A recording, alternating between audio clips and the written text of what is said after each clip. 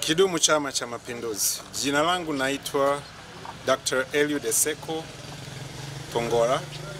Hapa Musoma maarufu wananiita Mkorea. Leo imekuwa siku ya baraka kurejesha fomu za kugombea ubunge jimbo la Musoma mjini. Swali linaloulizwa la msingi ni kwamba wagombea wengi tunakuja tukisema uchumi wa Musoma umedidimia, lakini inaonekana kwamba suluhu au majawabu hayatolewi.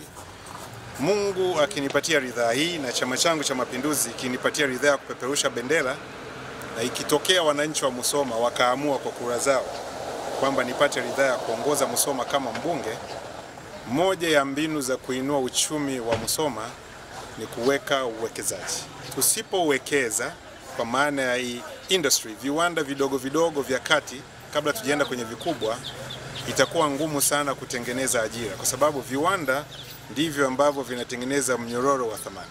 Sasa tukiongelea viwanda na uwekezaji, kwanza lazima tujiulize raw materials, malighafi gani zipo hapa Musoma au karibu na Musoma.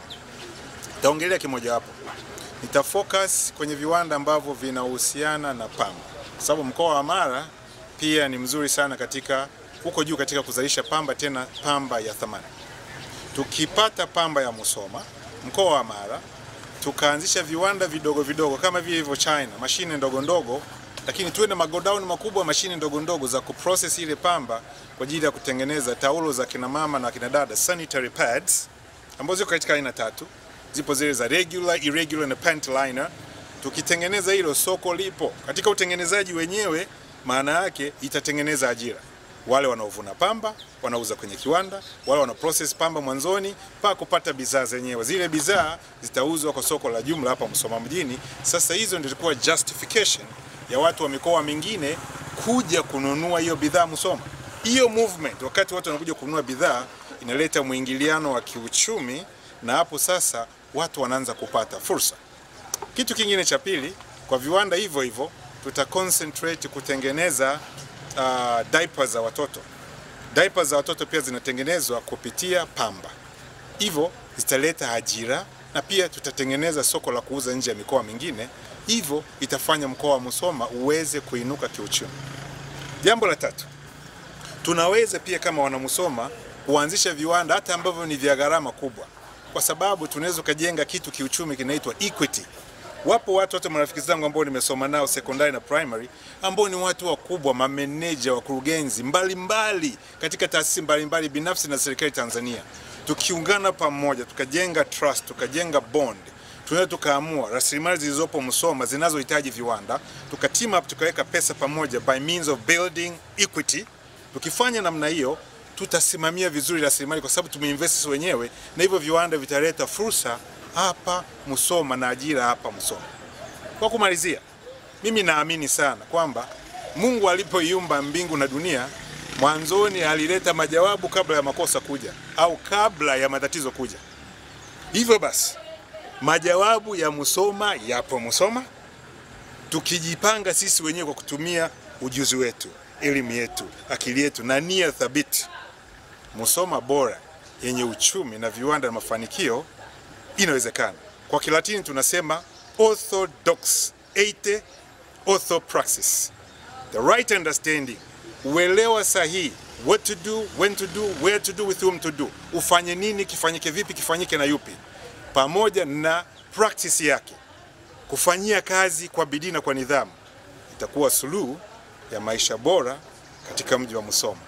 Kidumu Chama cha Mapinduzi, kidumu chama tawala. Sasa nini kama nikipata ridhaa ya Chama cha Mapinduzi na wananchi wa Musoma wakaamua kwa kura zao kunichagua kama mbunge, nini nitafanya kuunganisha Musoma na uchumi wa ziwa?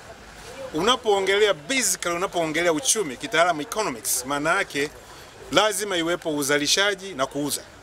Kwa kwanza lazima tujiulize swali, tutazalisha nini na tutauza nini? Sasa hiyo tutaiunganisha vipi na uchumi wa ziwa? Uchumi wa ziwa, kwanza tunaweza tukavuna samaki kwa cage farming. Tukavuna samaki kwa cage farming. Pia tukauza kwa kutumia ziwa, lakini ziwa hilo ziwa Victoria litatumika kama transportation channel, njia ya usafirishaji. Kwa kijiografia ukisoma, ili ziwa la ziwa Victoria linaunganisha Kenya, miji mbalimbali ya Kenya, na pia miji mbalimbali ambayo iko ndani ya Tanzania, pia miji mbalimbali katika nchi ya Uganda. Kwa tukifanya kazi kwa bidii na tukawa very determined na tukazalisha sana, tutaangalia masoko ambayo yako kwenye hii miji mbalimbali inayoendana na Ziwa Victoria, zile bidhaa kutokana na demand ya sehemu kule ambako zinahitajika, tukazizalisha hapa, tukazisafirisha kupitia Ziwa Victoria, zikapata soko, na zinapopata soko maana yake tunapata kipato na uchumi unajengeka. Kidumu Chama cha Mapinduzi! Swali langu ni moja. Wewe ni mzao wa mkoa huu, ni mzao wa manispaa hii. Una vision nyingi sana ambazo unaweza ukawekeza katika mkoa huu na kuongeza kipato kwa vijana. Kwa nini mara nyingi unakuja na mawazo hayo wakati tu wa uchaguzi, na baada ya hapo hatuoni, labda jina limekatwa, mara baada ya kukata tunapotea, unarudi wakati tena wa uchaguzi?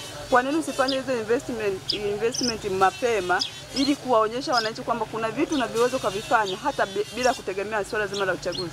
Uko sahihi, kwa sababu hata kwenye Biblia inasema ukiwa mwaminifu katika madogo utakuwa mwaminifu katika makubwa vile. Nikusahishe tu kidogo, si kwamba baada ya kugombea mwaka 2010, 12 na 15 nilienda mazima na sikufanya chochote mkoa wa Mara au Musoma. Si sahihi, kwa sababu mbali kwamba kura hazikutosha mwaka 2010, nilichukua container, nusu container vifaa vya hospitali nikaleta Musoma. Nilileta vifaa vya maabara pale hospitali ya Musoma. Nilileta mashine za kufulia nguo za wagonjwa hospitali ya Musoma. Nilileta viti vya mama vya kujifungulia hospitali ya Musoma. Nilileta majiko ya gesi Mara Sekondari. Pia nilianzisha taasisi ambayo ilikuwa inafundisha ujasiriamali kwa kata zote Musoma. Kikubwa zaidi, kwa kutumia pesa zangu nilichukua wana CCM ambao wanajulikana hapa Musoma, nikawapeleka Korea ambako mimi ni profesa wa chuo kikuu kule, wakafundishwa mafunzo ya ujasiriamali kwa miezi 3 ambayo gharama yake ni kubwa sana.